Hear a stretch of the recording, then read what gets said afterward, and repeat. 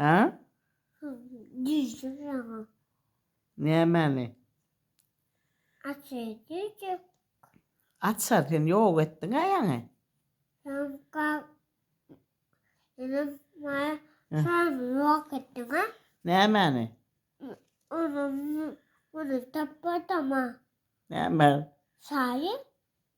Dese sağır var, sağır diye Muhammed sana.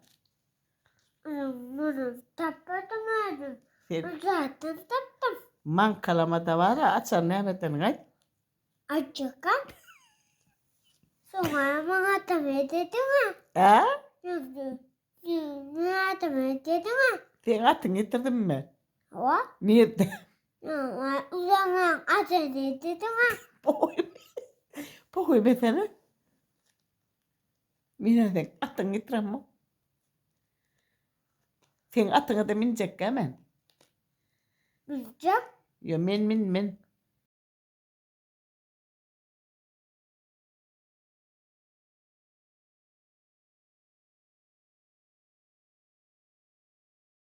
Hı? Urcuk. Sen atsar tapan mı? Atsar getirdin ha.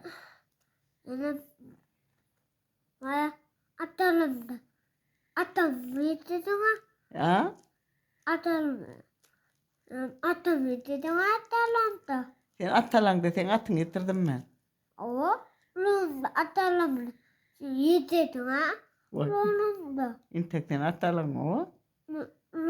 Atalım. Ululum dalacak mı? O? Ne açıdan anı? No. Dur sana. Bana hayat atal verecek. Evet. At. Atalım. Atağına hayat atal verecek.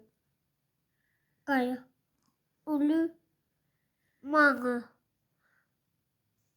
Ha. Manga. Avu. Geleceğime. Oha. Ceme. Aha. Limana. Oda.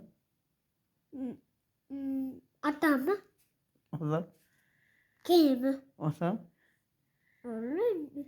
Borlu mu şu? Hı. Son ne atacak mı? Hı. Han bana Ku. Sen. Sen akılacak ha? ne yapacak? Sonra öldüğüne. Ha? Sen öpecek ha? Gel lan geç atmadan ama. Ve. Mesela yok. Gizletme. Sen oturun.